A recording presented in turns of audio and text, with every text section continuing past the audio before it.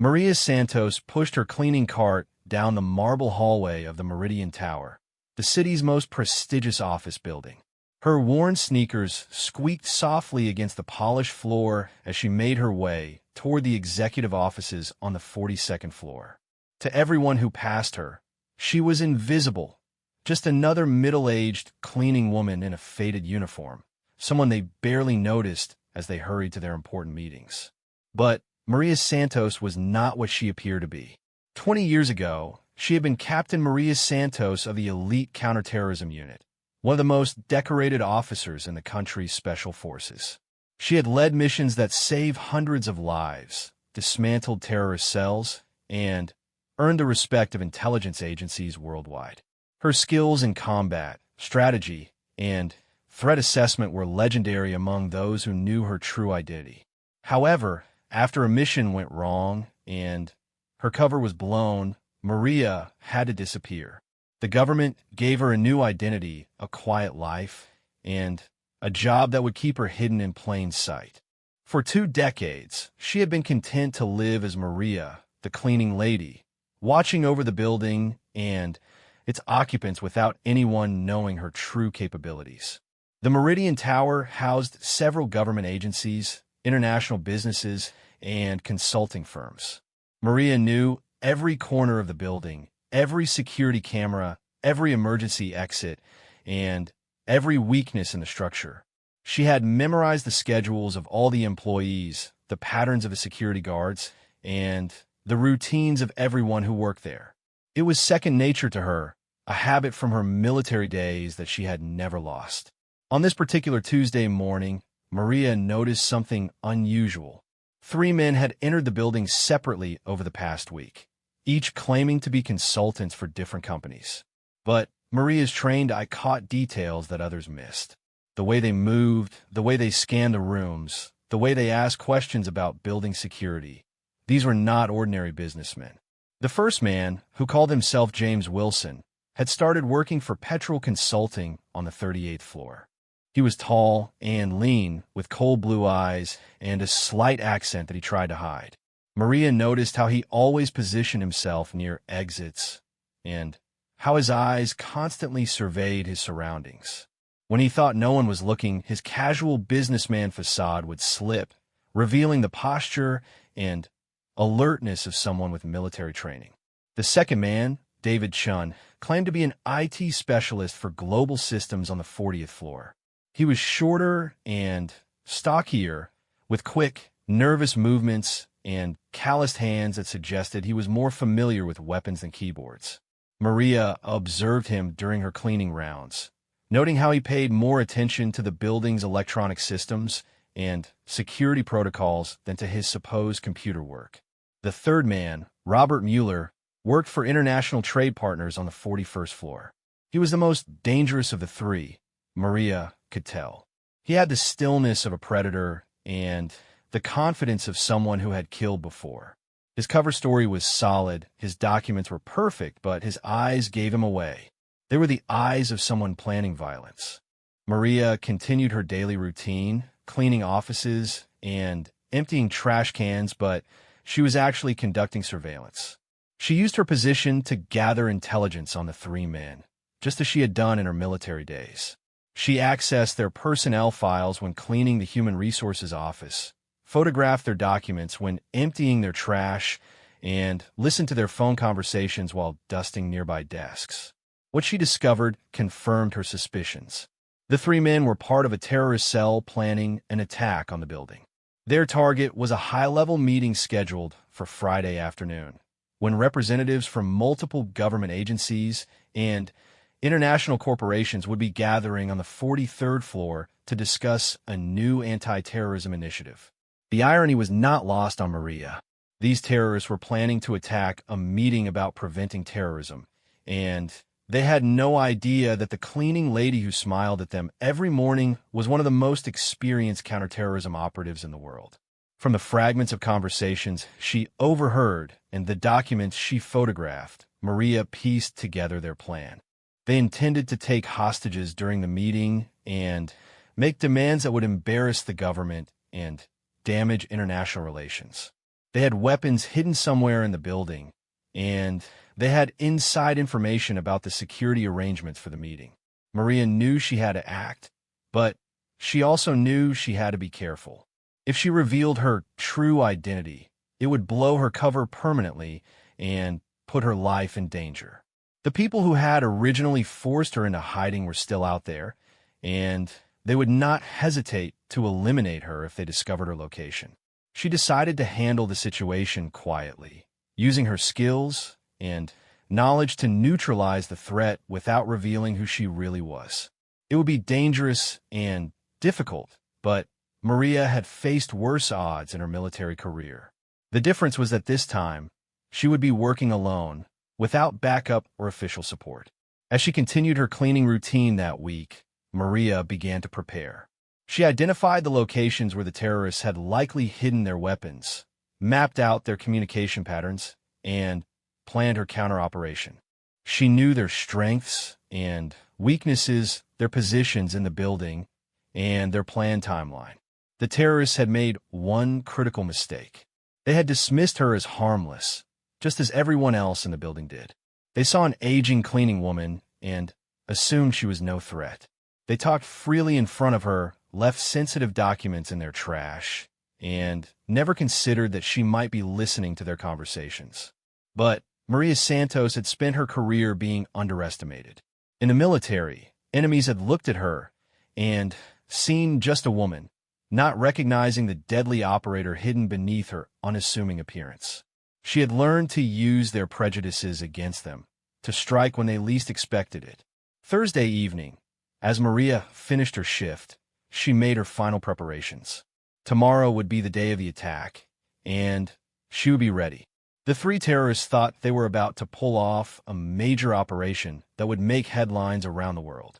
They had no idea that their greatest obstacle would be the quiet woman who emptied their wastebaskets every morning. As Maria left the building that night, she looked back at the towering structure that had been her workplace and her home away from home for 20 years. Tomorrow, she would have to become Captain Santos again, if only for a few hours. The cleaning lady would disappear, and the warrior would emerge. She walked to the subway station, her cleaning supplies in hand, looking like any other tired worker heading home after a long day. But beneath her humble exterior, her mind was already in combat mode, planning and preparing for the battle that would come with the dawn. The three terrorists were about to learn that sometimes the most dangerous person in the room is the one you never notice. They thought they had planned the perfect attack, but they had not counted on Maria Santos. Tomorrow, they would discover their mistake, and it would be the last error they ever made. Maria Santos, the invisible cleaning lady, was about to remind the world why she had once been one of the most feared counterterrorism operatives in the business. The terrorists had chosen the wrong building, the wrong day, and the wrong woman to underestimate. Their lesson was about to begin. Friday morning arrived with the usual bustle of office workers rushing to start their day. Maria Santos entered the Meridian Tower at her regular time, pushing her cleaning cart and greeting the security guards with her typical warm smile. To everyone watching, it was just another ordinary day with a familiar cleaning lady beginning her routine. But today was different. Today, Maria carried herself with a subtle change that only a trained observer would notice. Her movements were more purposeful, her eyes more alert, and beneath her cleaning uniform, she wore lightweight tactical gear that could not be seen. She had spent the early morning hours retrieving equipment she had kept hidden for emergencies, tools from her former life that she had never thought she would need again. The first phase of her counter-operation began immediately. Maria knew that James Wilson, the man posing as a consultant, had been arriving early each morning to prepare for their attack. She timed her cleaning schedule to intersect with his routine, appearing in the 38th floor break room just as he was making his morning coffee. "Good morning, Mr. Wilson," Maria said cheerfully, emptying the trash can near where he stood. "You're here early again today, working hard on that big project." Wilson barely glanced at her, just as she expected. "Yeah, something like that," he muttered, clearly annoyed by her presence. He had no idea that while she chatted pleasantly about the weather, Maria was observing every detail about him. She noticed the slight bulge under his jacket that suggested a concealed weapon, the way he positioned himself to watch the elevator, and the nervous energy that indicated he was preparing for violence. As Wilson left the break room, Maria quickly accessed the cabinet where the building's emergency communication system was housed. Using skills from her military training, she made subtle modifications to the internal communication network. She installed a small device that would allow her to monitor and intercept the terrorists' radio communications while also giving her the ability to coordinate with building security when the time came. Next, she moved to the 40th floor where David Chun was supposedly working on computer systems. Maria had learned from her surveillance that Chun was actually using his IT access to hack into the building's security systems, gathering information about camera locations, alarm systems, and emergency procedures. She arrived at his office while he was away from his desk, ostensibly to empty his trash. In the few minutes she had alone, Maria quickly accessed Chen's computer. Her technical training from the counterterrorism unit had kept pace with modern technology, and she easily bypassed his security measures.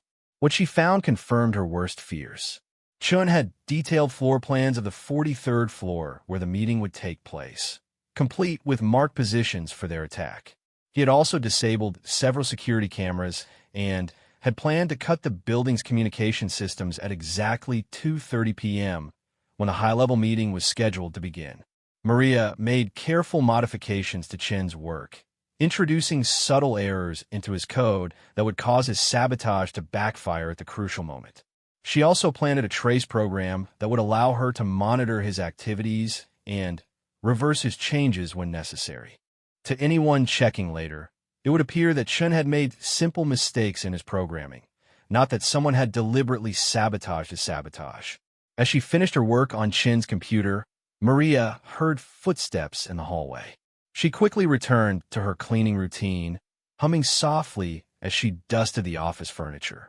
Chen returned to find the harmless cleaning lady going about her work, never suspecting that his carefully planned cyber attack had just been neutralized. "Oh, I'm sorry," Maria said in her friendly manner. "I can come back later if you need to work." "No, it's fine," Chen replied curtly, clearly eager for her to leave. He sat down at his computer and began checking his systems, not noticing the small changes Maria had made to his code. The most dangerous part of Maria's morning preparation involved Robert Mueller, the third terrorist. Mueller was more alert and suspicious than his companions, and Maria knew she would have to be extremely careful around him. She had observed that he spent his morning reviewing the final details of their plan in a conference room on the 41st floor, often speaking in hushed tones on his phone to someone who was clearly coordinating the operation from outside the building. Maria waited until Mueller left for his usual coffee break before entering the conference room. She had learned his schedule over the past week and knew she would have exactly 12 minutes before he returned. In that brief time, she needed to gather intelligence about the final phase of their plan and plant listening devices that would allow her to monitor their communications during the attack. Moving with the efficiency of her military training, Maria photographed the documents Mueller had spread across the conference table. The papers revealed the full scope of their operation. They planned to take 17 hostages, including 2 senators, a federal judge, and several high-ranking military officials. Their demands included the release of imprisoned terrorists and a ransom of $50 million. Most chilling of all, they had no intention of releasing the hostages alive, regardless of whether their demands were met. Maria also discovered that they had additional support outside the building. A fourth member of their cell was positioned in a nearby building with a sniper rifle, ready to eliminate anyone who tried to escape or any law enforcement officers who attempted to enter. They had also arranged for a bomb to be delivered to the building during the chaos, which they planned to detonate as their final act of terrorism. As she photographed the last document, Maria heard Mueller's voice in the hallway, returning earlier than expected. She quickly gathered her cleaning supplies and moved toward the door, but she could tell from his footsteps that he would reach the conference room before she could exit normally. Drawing on her training, Maria slipped behind the heavy curtains that covered the room's floor-to-ceiling windows. She controlled her breathing and remained perfectly still as Mueller entered the room, talking on his phone in a language she recognized as Arabic. Her linguistic training allowed her to understand that he was confirming the timing of the attack and discussing contingency plans if something went wrong. Mueller spent several minutes in the room, checking his documents and making notes. Maria could hear the scratching of his pen and the rustle of papers just a few feet away from where she hid. Finally, he gathered his materials and left the room, locking the door behind him. Maria waited another 5 minutes before emerging from her hiding place.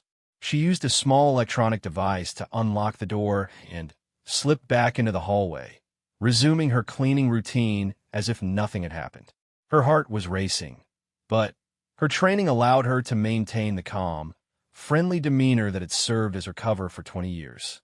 By noon, Maria had completed the first phase of her counter-operation. She had gathered complete intelligence on the terrorist plan, sabotaged their cyber attack, and positioned herself to monitor their communications. But the most dangerous part was yet to come. In 2.5 hours, the terrorists would begin their attack, and Maria would have to stop them without revealing her identity or putting innocent people in danger. During her lunch break, Maria made a secure phone call to an old contact in the intelligence community. She could not reveal her location or identity, but she provided enough information to ensure that backup support would be available if needed. She also arranged for medical teams to be standing by, knowing that there was likely to be violence before the day was over. As the afternoon approached, Maria positioned herself strategically throughout the building. She used her knowledge of the building's layout and her access to maintenance areas to move unseen between floors. She checked and double-checked her equipment, prepared emergency medical supplies, and made sure she knew the exact location of every person who would be attending the high-level meeting. At 2 p.m., the government officials and corporate executives began arriving for their meeting about anti-terrorism initiatives. They had no idea that they were walking into a trap or that their safety depended on a cleaning lady whom most of them had never even noticed. Maria watched from a maintenance closet as the terrorists began to move into position. Wilson took his place near the elevator on the 43rd floor. Chun prepared to disable the building's systems from his computer terminal, and Mueller moved toward the conference room where the meeting was about to begin. Everything was in place. The terrorists thought they were about to execute the perfect attack, but they had no idea that every move they made was being watched by someone who had spent her career stopping people exactly like them. The invisible cleaning lady was about to become their worst nightmare. As the clock approached 2:30 p.m., Maria Santos took a deep breath and prepared to transform from janitor to warrior. 20 years of hiding were about to end, and the three terrorists were about to learn why she had once been considered one of the most dangerous people in the world. The battle was about to begin, and Maria was ready. At exactly 2:30 p.m., the attack began. David Chun pressed the key on his computer that was supposed to disable the building's security systems and cut all communications. Instead, thanks to Maria's sabotage, his actions triggered a feedback loop that crashed his own system and sent an automatic alert to building security. The first phase of the terrorist plan had already failed, though they did not yet know it. Maria watched through a security camera feed that she had rerouted to her hidden monitoring device as Chun stared at his computer screen in confusion. His carefully planned cyber attack had backfired, and instead of gaining control of the building's systems, he had locked himself out entirely. She allowed herself a small smile of satisfaction as she saw him frantically trying to restart his computer. Meanwhile, James Wilson had positioned himself near the elevator on the 43rd floor, waiting for the signal to begin the hostage-taking operation. He wore a business suit that concealed body armor and weapons, and he carried a briefcase that contained additional ammunition and communication equipment. To the few people who passed him in the hallway, he looked like any other professional waiting for a meeting. Robert Mueller had entered the conference room, where 17 high-ranking officials were discussing anti-terrorism strategies. He sat quietly at the back of the room, his hand resting on the concealed weapon beneath his jacket, waiting for Chen's signal that the building's security had been compromised. That signal would never come. Maria moved through the building's maintenance corridors with the speed and precision of her military training. She had planned her route carefully, using service elevators and hidden passages that would allow her to reach any floor without being seen by the terrorists or the security cameras. Her first target was Chun, who posed the greatest immediate threat to building security. She emerged from a supply closet on the 40th floor just as Chun was leaving his office, heading toward the emergency stairwell with a large duffel bag. Maria could see the outline of weapons through the fabric, confirming that he was moving to the next phase of their plan despite the failure of his cyber attack. "Excuse me, Mr. Chun," Maria called out in her usual friendly voice. "I think you dropped something." Chun turned around, irritation clear on his face. The last thing he wanted was to deal with the building's cleaning lady when he was in the middle of a terrorist operation. "I didn't drop anything," he said sharply. "I'm in a hurry." "Oh, but I'm sure I saw something fall from your bag," Maria insisted, moving closer to him. As she approached, her demeanor shifted subtly. Her movements became more fluid and purposeful, though Chan was too focused on his mission to notice the change. When she was within arm's reach, Maria struck. Her hand shot out like lightning, striking a pressure point on Chen's neck that instantly rendered him unconscious. He collapsed to the floor without making a sound, his duffel bag spilling open to reveal an assault rifle, ammunition, and explosive devices. Maria quickly dragged Chen's unconscious body into a nearby storage room and secured him with zip ties from her cleaning cart. She also confiscated his weapons and communication equipment, effectively removing 1/3 of the terrorist threat in less than 2 minutes. Chen would wake up in several hours with a headache and no memory of what had happened to him. With Chun neutralized, Maria turned her attention to James Wilson. She knew that Mueller would be waiting for Wilson's signal before beginning the hostage situation, so she had to act quickly to prevent the attack from escalating. Using the building's service corridors, Maria made her way to the 43rd floor. She emerged from a maintenance access panel directly behind Wilson's position, moving with the silent precision that had made her legendary in the Special Forces. Wilson was focused on watching the conference room where the meeting was taking place, completely unaware that danger was approaching from behind. Maria studied Wilson's position and equipment. He was wearing a communication earpiece and had a concealed pistol under his jacket. His posture suggested he was tense and ready for action, but his attention was entirely focused forward.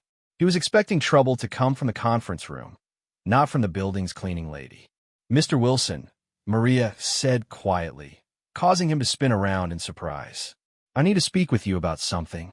Wilson's hand moved instinctively toward his concealed weapon, but Maria was already in motion.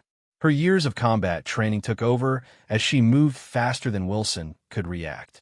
She grabbed his wrist and applied pressure to a nerve cluster that caused his hand to go numb, preventing him from drawing his gun.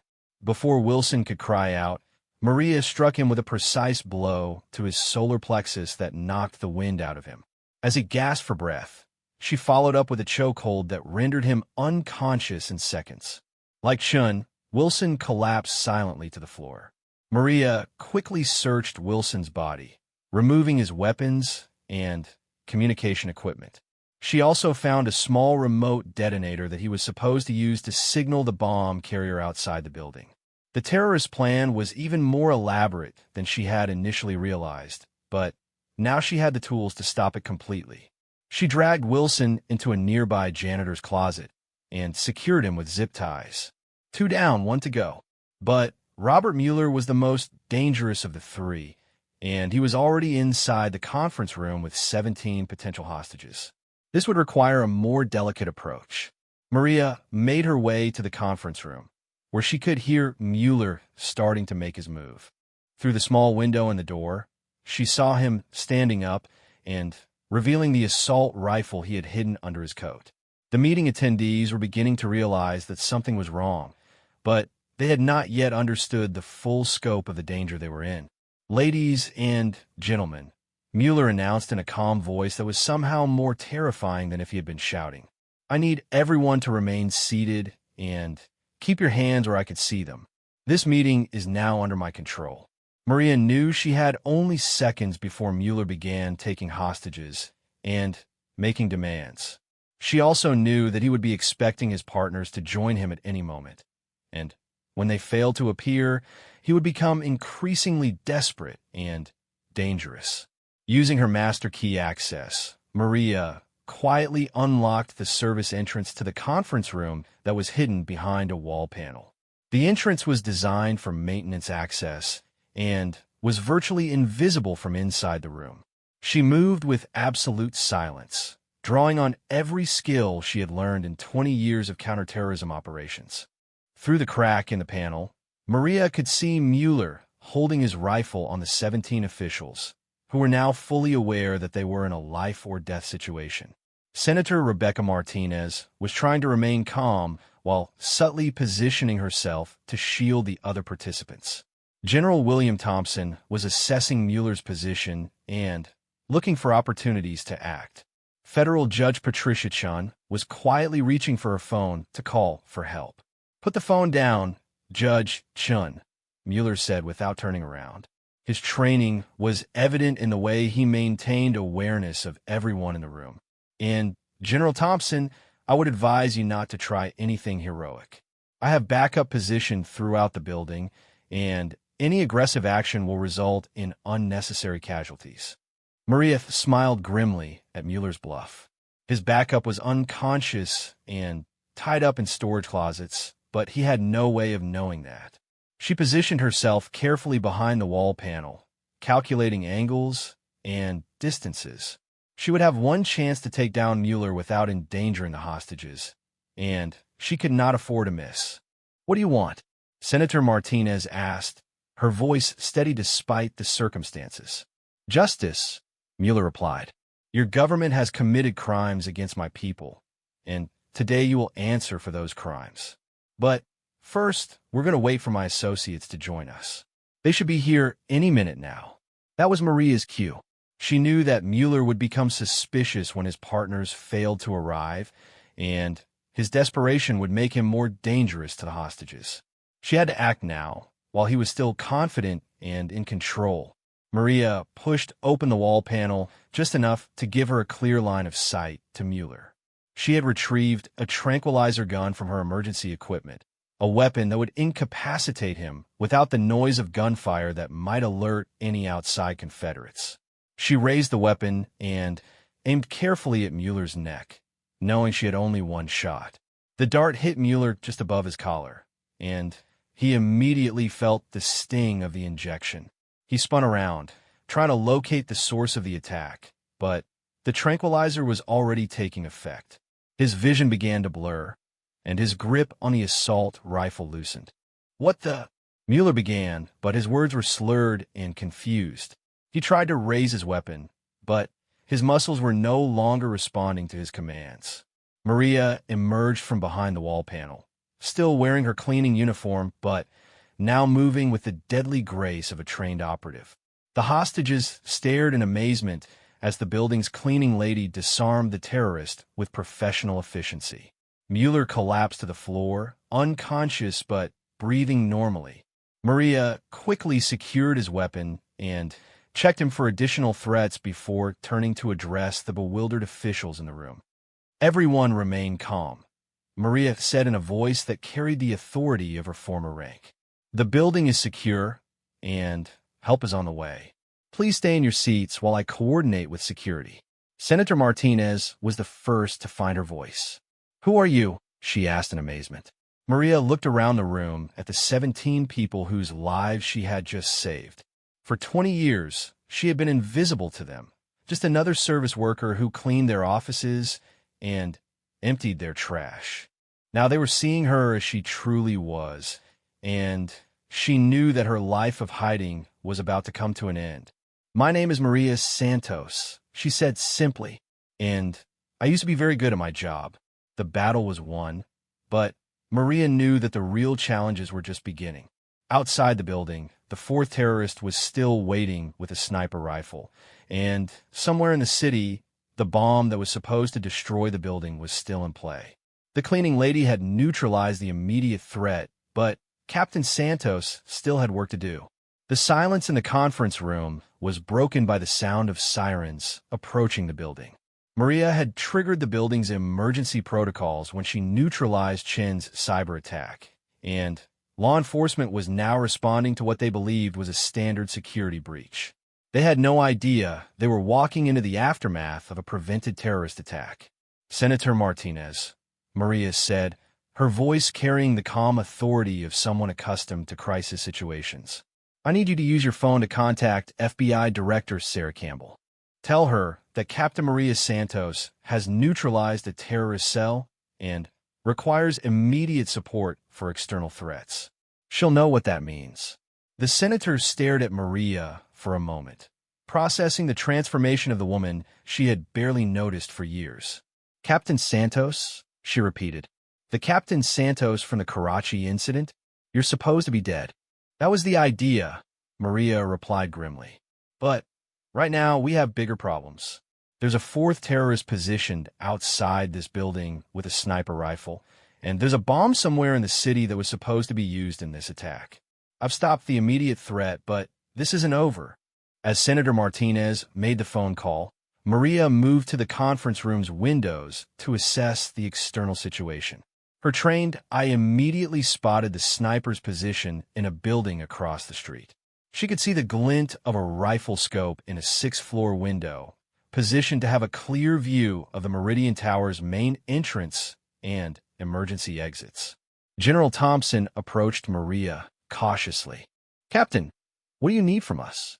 "Everyone needs to stay away from the windows and remain in this room until I give the all-clear," Maria instructed.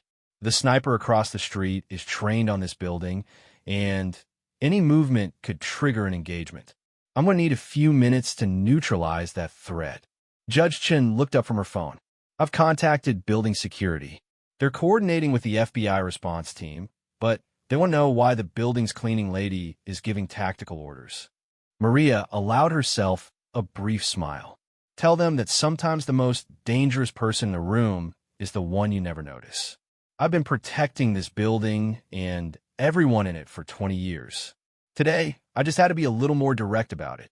Through her earpiece, which she had tuned to the frequency the terrorists had been using, Maria heard the voice of the fourth terrorist, call sign Eagle's Eye. He was growing concerned about the lack of communication from his partners and was considering abandoning his position. "Falcon, Phoenix, Viper, this is Eagle's Eye. Come in, please. The timeline has passed, and I'm not seeing any activity in the target building. Please respond." Maria quickly retrieved the communication equipment she had taken from Wilson and Mueller. Using her knowledge of their operational procedures, she keyed the radio and responded in a calm, professional voice. "Eagle's Eye, this is Viper. We have a slight delay due to unexpected security presence. Maintain your position and be ready to provide cover fire on my signal. The package is still on schedule." "Copy that, Viper. Standing by." Maria had bought herself some time, but she knew the deception wouldn't last long. The sniper would eventually realize that something had gone wrong when no one emerged from the building to deliver the bomb, and he would either attempt to flee or escalate the situation by opening fire. She turned to General Thompson. "I need to access the building's roof. Is there a maintenance elevator that can take me directly to the top level without stopping at other floors?" "Yes, but why do you need to get to the roof?" "Shouldn't we wait for the FBI tactical team?" "The tactical team will take at least 20 minutes to properly assess the situation and position their snipers," Maria explained. "This terrorist will realize something is wrong long before then. I need to neutralize him before he decides to start shooting civilians or abandon his position and disappear into the city." Senator Martinez ended her call and looked at Maria with a mixture of amazement and concern. "Director Campbell confirms your identity and your authority to handle this situation. She's mobilizing additional resources, but she agrees that time is critical. What do you need? Maria was already moving toward the door. I need someone to monitor the radio and maintain communication with the sniper using this equipment. If he calls again, tell him that the timeline has been extended by 15 minutes due to additional security sweeps.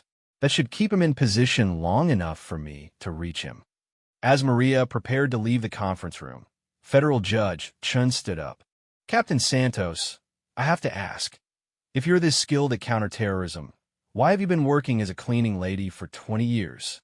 Maria paused at the door and looked back at the room full of government officials, many of whom she had been quietly protecting for years without their knowledge. Because sometimes the best way to protect people is to be invisible. I've prevented 4 attempted attacks on this building over the past 2 decades, and you never knew about any of them because I stopped them before they began.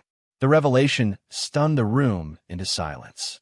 Maria had been their guardian angel for 20 years, watching over them from the shadows while they went about their important work, never knowing that their safety depended on the quiet woman who emptied their wastebaskets. But today was different, Maria continued. Today they brought enough firepower and planning to require a more direct approach. Unfortunately, that means my cover is blown, and my life as Maria, the cleaning lady, is over. With that, she left the conference room and made her way to the maintenance elevator. As the doors closed behind her, Maria felt a mixture of sadness and relief. She had loved her quiet life, her invisible existence where she could protect people without recognition or glory. But she had always known that someday she might have to become Captain Santos again. The elevator rose quickly to the roof level, where Maria emerged into the bright afternoon sunshine. The city stretched out below her, and she could see the building where the sniper was positioned just 3 blocks away. The distance was manageable, but she would need to move quickly and quietly to avoid detection. Maria retrieved a high-powered rifle from her emergency cache hidden in the building's communication equipment room. The weapon was a precision instrument that she had maintained in perfect condition throughout her years of hiding, hoping she would never need to use it again.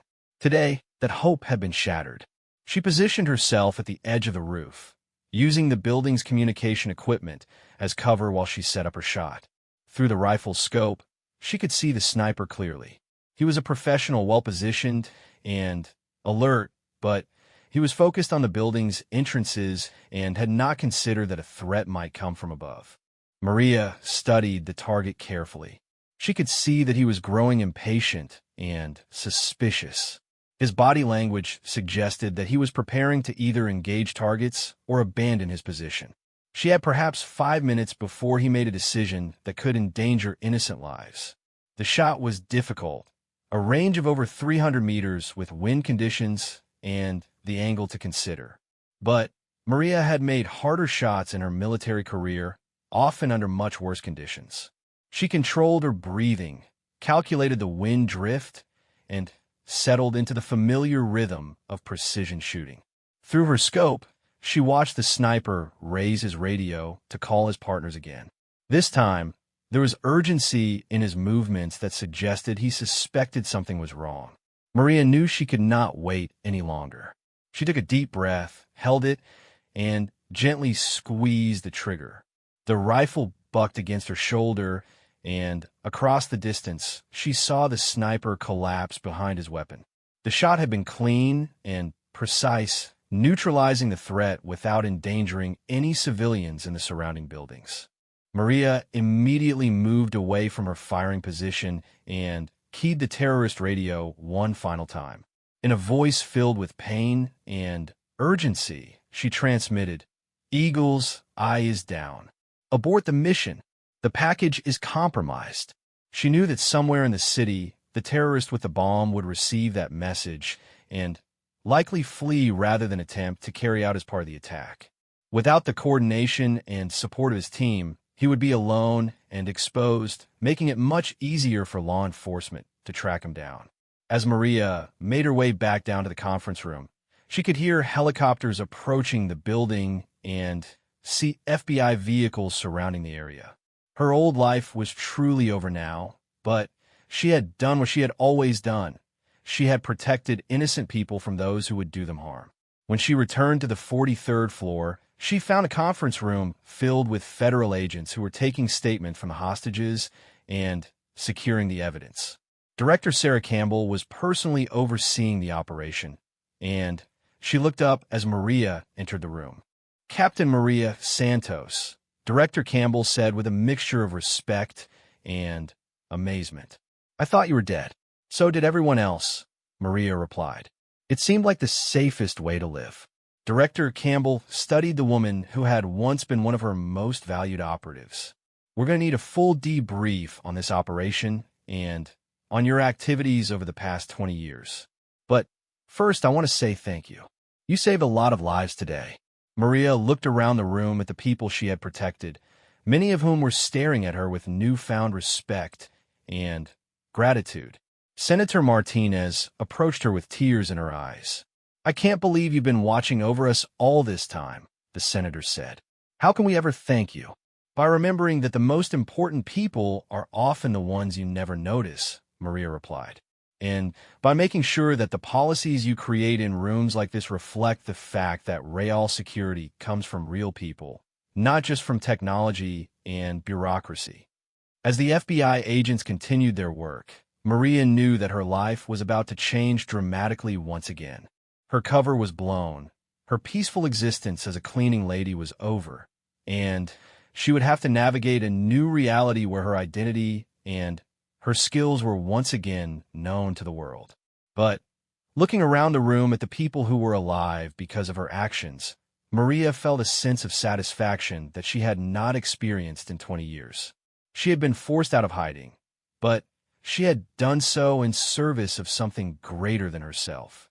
The cleaning lady was gone, but Captain Santos was back, and she was ready for whatever came next. 3 weeks later, Maria Santos sat in a secure conference room in FBI headquarters, finalizing the last of her debriefing sessions. The room was filled with representatives from multiple agencies, all eager to understand how a presumed dead operative had spent 20 years protecting one of the country's most important buildings while living as a cleaning lady. Director Sarah Campbell reviewed the final report as she spoke. "In 20 years of covert surveillance, you prevented 4 separate terrorist attacks, identified and reported 17 security vulnerabilities, and provided intelligence that led to the disruption of 3 international criminal organizations. And nobody knew you were there. That was the point," Maria replied simply. "The best protection is the kind that people never know they needed." Agent Michael Rodriguez, who had been leading the investigation into the terrorist cell, looked up from his notes. "We've tracked down the 4th terrorist, the one with the bomb. Your fake radio transmission caused him to panic and abandon his mission. He was arrested trying to flee the city with enough explosive material to level half a city block." "What about their outside support?" Maria asked. "This operation was too sophisticated to be planned by just 4 people." "You were right about that," Director Campbell confirmed. "The intelligence you gathered from their communications and documents led us to a terrorist financing network that spans 3 continents. We've made over 30 arrests in the past 2 weeks, and we've frozen millions of dollars in terrorist assets." General Thompson, who had been present during the hostage situation, leaned forward. "Captain Santos, I have to ask about something that's been bothering me. You said you prevented 4 other attacks over the years. Can you tell us about those?" Maria nodded. "The first was in 2018. A group was planning to poison the building's water supply during a NATO meeting. I discovered the plot during my cleaning routine and was able to neutralize the threat by replacing their chemical agents with harmless substitutes. They never knew their attack had failed until they were arrested 3 days later. The second incident was in 2020, she continued. A domestic terrorist group was planning to use a delivery truck filled with explosives to attack the building during a session on voting rights legislation. I identified the threat and arranged for the truck to be stopped for a routine traffic violation just 2 blocks away." Agent Rodriguez was taking notes rapidly. "What about the other 2? In 2021, there was a cyber terrorist who had infiltrated the building's computer systems and was planning to crash a military drone into the 43rd floor during a defense briefing. I identified his presence and fed him false information about the meeting schedule while anonymously alerting cybersecurity. Maria paused, remembering the fourth incident. The most recent was just 6 months ago. A terrorist posing as a maintenance worker was planning to plant bombs in the building's structural supports. I detected the threat because he didn't know the proper cleaning procedures for the areas he was accessing. I arranged for him to be exposed to a chemical that would make him violently ill, forcing him to seek medical attention where he was identified and arrested. The room fell silent as the officials absorbed the implications of what Maria was telling them. For 20 years, they had been going about their important work, making decisions that affected national security and international relations, while a hidden guardian protected them from threats they never knew existed. Senator Martinez, who had requested to be present for this final debriefing, spoke up. Maria, I've been thinking about what you said during the attack, about how the most important people are often the ones we never notice. I want to propose legislation that would recognize and protect people like you, the invisible guardians who keep our country safe. That's a kind thought, Senator, but recognition defeats the purpose, Maria replied. The moment people know who we are, we lose our greatest advantage. The best protection comes from being underestimated and overlooked. Director Campbell closed the report file and looked directly at Maria. Which brings us to the big question. What happens now? Your cover is blown, your identity is known, and you can't go back to being a cleaning lady. But your skills and experience are exactly what we need in our current fight against terrorism. Maria had been dreading this conversation, though she knew it was inevitable. I appreciate the offer, Director, but I'm not sure I'm ready to go back to that life. 20 years of peace and quiet have their appeal. I understand your reluctance, General Thompson interjected, but you've proven that you can't really retire from this work. Even as a cleaning lady, you were still fighting terrorism. At least if you work with us officially, you'll have backup and support. Agent Rodriguez added, we've also learned that there are other buildings, other targets that could benefit from the kind of protection you provided to the Meridian Tower. You've developed a unique approach to security that could revolutionize how we protect our most important assets. Maria stood up and walked to the window, looking out at the city below. She could see the Meridian Tower in the distance, where a new cleaning lady was now emptying wastebaskets and mopping floors, completely unaware of the history of the job she had inherited. If I agree to work with you again, Maria said slowly, it has to be on my terms. I don't want to be Captain Santos sitting behind a desk in Washington. I want to be back out there, protecting people, even if they never know I exist. Director Campbell smiled. Actually, we had something else in mind. What would you say to heading up a new program? We want to create a team of operatives who specialize in deep cover protection. People who can blend into any environment and provide security without anyone knowing they're there. The Invisible Guardian Program, Senator Martinez added. Based on your methods and your experience, we want to train others to do what you did, to be the protectors that nobody sees coming. Maria turned back to face the room. The idea was appealing, but she had concerns. It would take a very special kind of person to do this work. Most operatives want recognition, advancement, glory. This job requires someone who's content to be invisible, to let others take credit for their successes. That's exactly why we need you to lead it, General Thompson said. You've proven that it works. And, more importantly, you've proven that it's sustainable. 20 years is a long time to maintain a cover identity. There's something else, Director Campbell added. The investigation into the terrorist cell has revealed that there are other operations in planning stages. Different targets, different methods, but all with the same goal of disrupting our government and terrorizing our citizens. We need people like you to stop them. Maria considered the offer carefully. She had enjoyed her quiet life, her peaceful existence as someone who was overlooked and underestimated. But she had also felt a sense of purpose and satisfaction in the past 3 weeks that she had not experienced since her military days. The truth was, she missed the work, even if she had never admitted it to herself.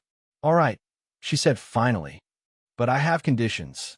First, the operatives in this program maintain complete autonomy in the field. No micromanagement, no second-guessing from headquarters. Second, we get to choose our own cover identities and build them organically. And third, if we succeed, nobody ever knows we existed." Director Campbell extended her hand. "Agreed. Welcome back, Captain Santos." As they shook hands, Maria felt a familiar surge of purpose and determination. She was no longer the invisible cleaning lady, but she would still be invisible in other ways. The Guardian was returning to work, and the people she protected would never know how safe they really were. 6 months later, a quiet librarian named Elena Rodriguez began working at the Congressional Library. A friendly bus driver named Carlos Martinez started his route through the financial district, and a cheerful cafeteria worker named Ana Garcia began serving lunch to employees at the Pentagon. To everyone who met them, they were ordinary people doing ordinary jobs. But Maria Santos knew better. She had trained them, equipped them, and positioned them where they could do the most good. They were the new invisible guardians, the protectors that nobody would ever notice, following in the footsteps of a cleaning lady who had taught the world that sometimes the most dangerous person in the room is the one you never see coming. The Invisible Guardian program was operational, and America was safer for it, even though the vast majority of Americans would never know these heroes existed, just the way Maria Santos preferred it. In her new office, which was deliberately small and unremarkable, Maria kept a simple plaque on her desk. It read, "The best victories are the ones where nobody knows there was ever a battle." It had been her motto as a cleaning lady, and it would be her motto as the leader of the most effective counterterrorism program the country had ever seen. The woman who had once been dismissed as just a cleaning lady was now protecting the entire nation, one invisible guardian at a time. And the 3 terrorists who had learned their lesson the hard way had inadvertently helped create a new era of security, one where America's protectors were hidden in plain sight, watching over the country with quiet dedication and unseen courage. Maria Santos had found her true calling, not as a captain giving orders from behind a desk, but as the coordinator of an army of invisible heroes who would keep America safe while remaining forever in the shadows. The cleaning lady's greatest victory was not the terrorists she had defeated, but the legacy of protection she had created for generations to come.